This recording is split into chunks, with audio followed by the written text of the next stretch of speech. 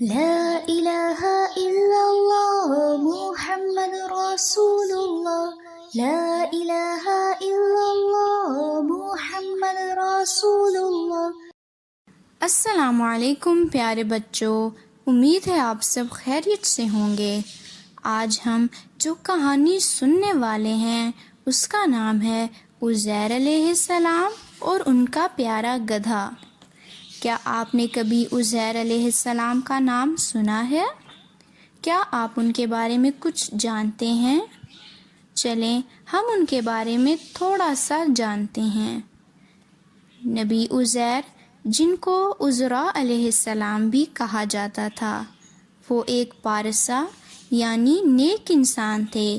آپ علیہ السلام کے پاس ایک گدھا تھا جسے آپ دور اور نزدیک کا سفر کرنے کے لیے استعمال کیا کرتے تھے۔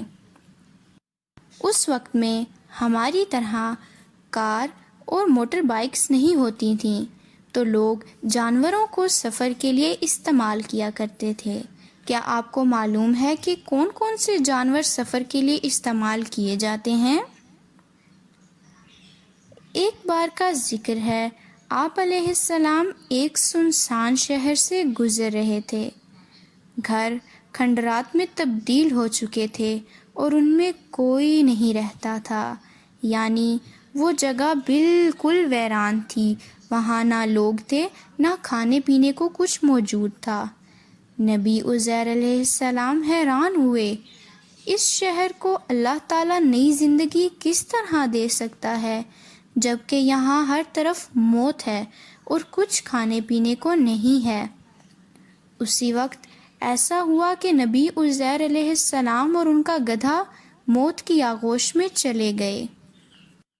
اور حیرانی کی بات تو یہ ہے کہ اللہ تعالیٰ نے نبی عزیر علیہ السلام کو 100 برس یعنی 100 سال بعد دوبارہ زندگی دی، لیکن ان کا گدھا جس پر وہ سفر کر رہے تھے وہ ہڈیوں میں تبدیل ہو چکا تھا۔ اللہ تعالیٰ نے عزیر علیہ السلام کو جب زندگی دی تو وہ حیران رہ گئے کہ وہ بالکل ٹھیک ہیں، لیکن ان کا گدھا ہڈیوں میں تبدیل ہو چکا ہے۔ اس وقت اللہ تعالیٰ نے ہڈیوں کو جوڑا، ان میں خون دوڑنے لگا اور گدھے کو نئی زندگی مل گئی۔ وہ اپنے پیروں پر کھڑا ہو گیا۔ اللہ تعالیٰ نے اس وقت پوچھا، تم کتنا عرصہ یہاں رہے ہو؟ پریشان نبی عزیر علیہ السلام نے جواب دیا، 1 دن یا دن کا کچھ حصہ، یعنی ان کو وقت معلوم نہ تھا۔ اللہ تعالیٰ نے جواب دیا، جان جائیے کہ آپ 100 برس تک یہاں موجود رہے ہیں۔ یہ جان کر آپ علیہ السلام حیران رہ گئے کہ ان کی خوراک اور پانی موجود ہی تو تھا، بلکہ وہ تو تازہ بھی تھا، یعنی 100 سال تک ان کا کھانا پینا محفوظ رہا، جبکہ ان کے گدھے کو اللہ تعالیٰ نے ہڈیوں میں تبدیل کر دیا اور پھر ان کے سامنے ہی اس کو نئی زندگی دے دی۔